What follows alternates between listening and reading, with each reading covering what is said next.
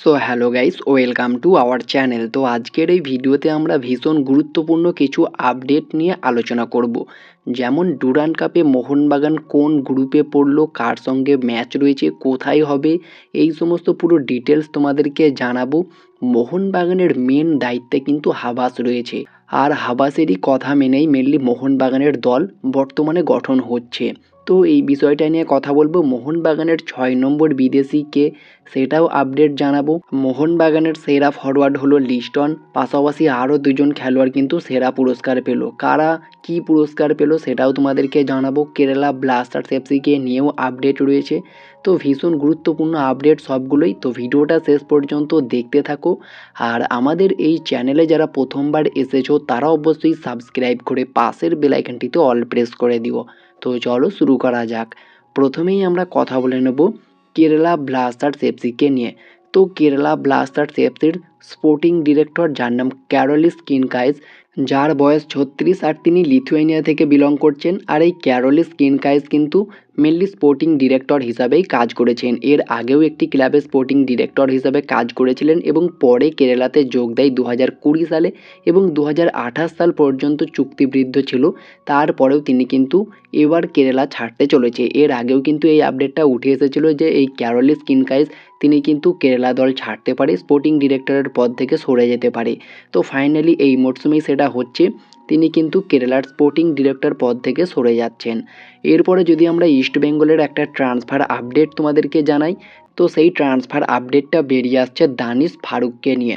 গত ভিডিওতে তোমাদেরকে জানিয়েছিলাম যে দানিশ ফারুক কেরালা ব্লাস্টার্স এফসি ছেড়ে ইস্ট বেঙ্গলে যোগ দিতে পারে এবং তার ডিলটা কিন্তু ডান হয়ে গিয়েছে, যেটা মার্কাস মার্গুলাও জানিয়েছে।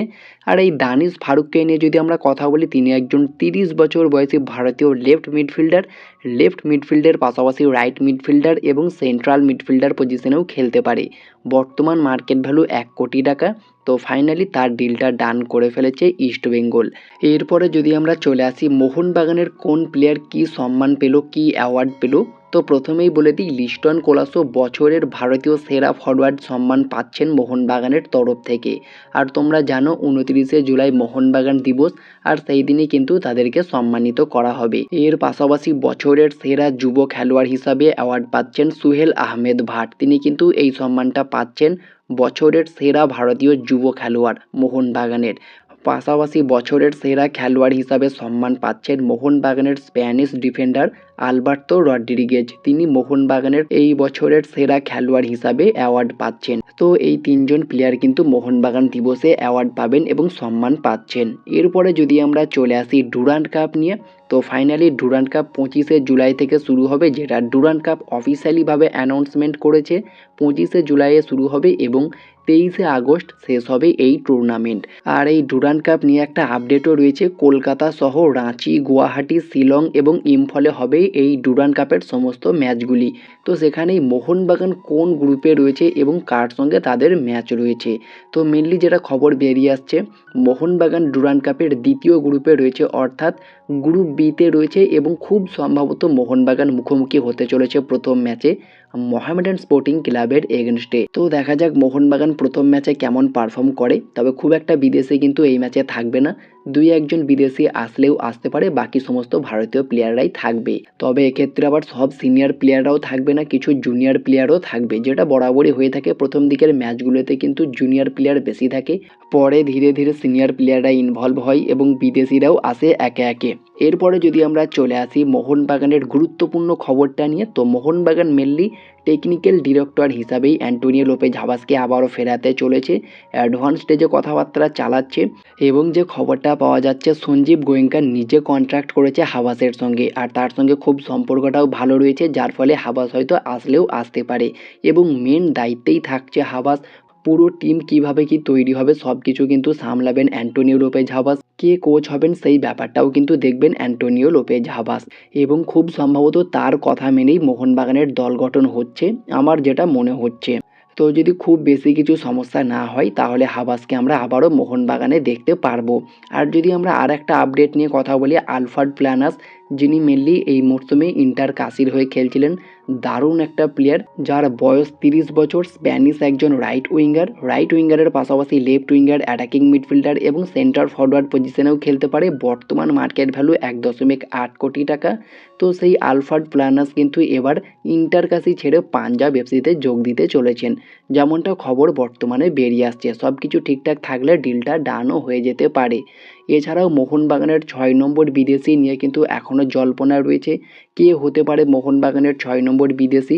তবে সবচেয়ে যে নামটা এগিয়ে রয়েছে সেটা হচ্ছে ইয়ান ধান্দা। 27 বছর বয়সী একজন ইংল্যান্ডের অ্যাটাকিং মিডফিল্ডার। তাকে নিয়ে আসতেই মোহনবাগান মেনলি সবচেয়ে বেশি ইন্টারেস্টেড। তবে আমার মনে হয় আর একজন স্ট্রাইকারকে নিয়ে আসলে বেটার হবে, কারণ জেমি ম্যাকলারেন, তার উপরে পুরোপুরি ভরসা রাখাটা ঠিক হবে না। আরও একজন ব্যাকআপ স্ট্রাইকার চাই।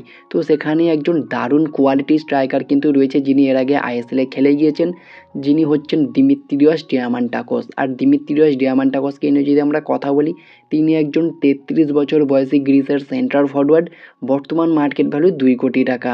বর্তমানে তিনি সাইপ্রাস লিগের একটি ক্লাবে খেলছে, আর সেই ক্লাবে তার চুক্তিও শেষ হয়ে যাচ্ছে এবং তিনি খুব সম্ভবত উইদাউট ক্লাবে হয়ে যাবেন কিছুদিনের মধ্যেই। তো মোহনবাগান একজন ব্যাকআপ স্ট্রাইকার হিসাবে এই দিমিত্রিয়স ডিয়ামান্টাকসকে আনলে আমার মনে হয় খুবই ভালো হবে, কারণ অতীতে তিনি আইএসএলে অনেক ভালো কিছু করে গিয়েছে। তো আরও একবার তাকে আইএসএলে নিয়ে আসলে আমার মনে হয় অনেক বেটার হবে। আর মোহনবাগান কিন্তু এই টাইপের প্লেয়ারকে নিয়েও এসেছে। তাদের মধ্যে অন্যতম নাম হচ্ছে ফ্রেডরিকো গ্যালেগো এবং গ্রেগ স্টুয়ার্ট, যারা কিন্তু একসময় আইএসএল কাঁপিয়ে গিয়েছিল এবং বিদেশি ক্লাবে যাওয়ার পর আবারও মোহনবাগান তাদেরকে ফিরিয়ে এনেছিল। হ্যাঁ, মার্সেলিনোকেও নিয়ে এসেছিল, তবে তিনি ওড়িশা থেকে এসেছিলেন, একটা সোয়াপ ডিল হয়েছিল। তো এরকম কোয়ালিটি প্লেয়ারদেরকে কিন্তু মোহনবাগান নিয়ে আসতে পছন্দ করে এবং শেষ মুহূর্তে নিয়ে আসে। তো দেখা যাক মোহনবাগান এই মরশুমে কোনো চমক দেয় কিনা।